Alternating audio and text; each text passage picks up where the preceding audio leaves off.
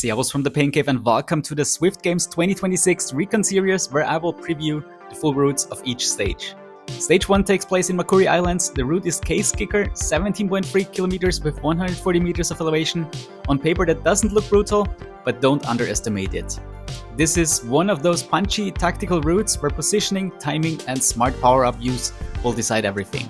Let's take a look at the fastest equipment. The fastest 3 frame sets on level 5 are the specialized Halo bike, the S-Works Tarmac SL8 and the Canyon Air Road 2024. This route is mostly flat, no steep gradients, speed will be high all the time, so aero will be everything. The TT Swiss Arc 1100 die-cut 85 disc are the fastest choice for this route. If you don't own those, any other wheels with 4 stars on aero will do the decent job as well. For example, the die-cut 65 or the SIP 858 Super 9. Alright, let's go. At Zwift Games 2026, we get the feather power-up in the pants, which reduces your weight by 10% for 30 seconds. I'd recommend to keep it for as long as possible, in best case until the final 2 kilometers. But let's focus on the beginning first. The first few kilometers are pancake flat, but very often the peloton is nervous. There are attacks left, right and center, so make sure to stay focused, be in the first half of the group, and remember, even though we cross some banners like here right now, we will not get any more power-ups than the one we receive in the pants at the beginning. So make sure to keep your feather power up, because that will be crucial both on the first climb and also in that final bump that you see on the top right profile just before the finish line. All right, we are reaching here the Pain Cavern, climbed 2.2 kilometers at an average of 3% gradient. You see, it's nothing crazy, so speeds will be high in that, in the race here, especially nothing more than like 6-7%. I think is like the maximum.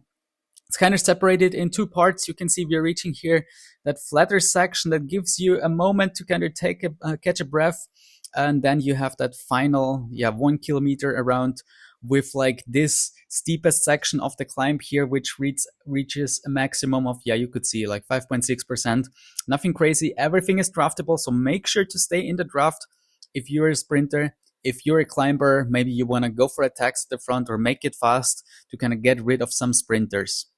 As you can see me here in the training, I'm trying to do that standing effort here and train that ability.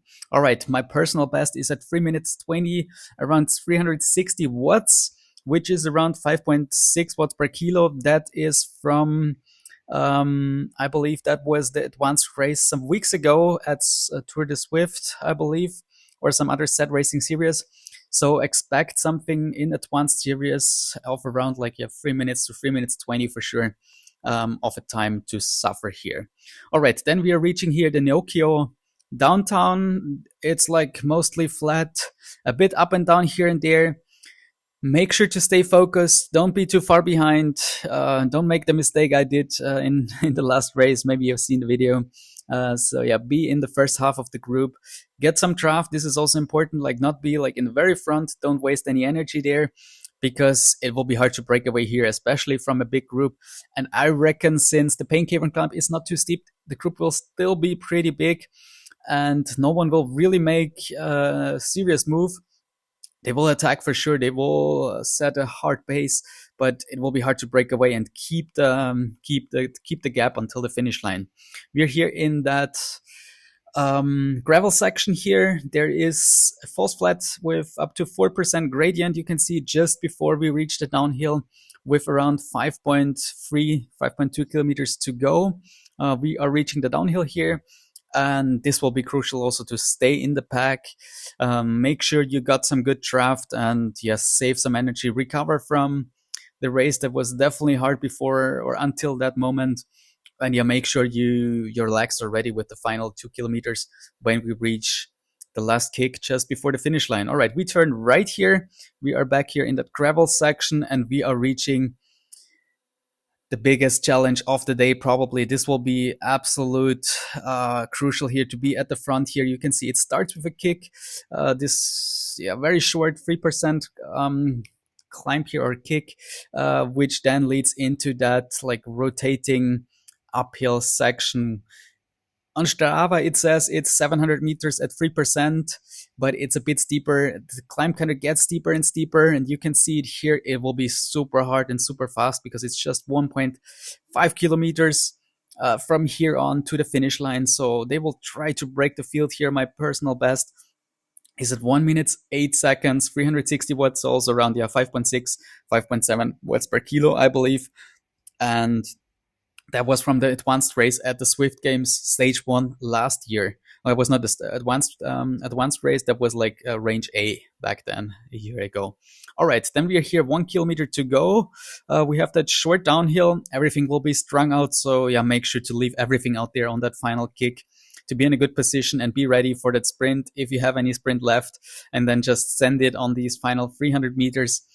It's like important to have a good position, use some draft, get out of like the draft, and really sprint as hard as you can.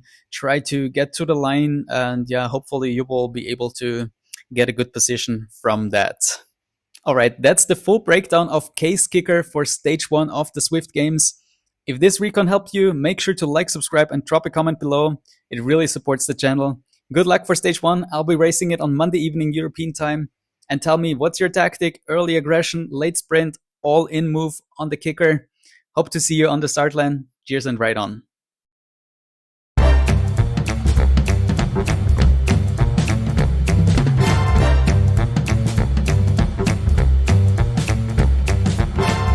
Remember to subscribe.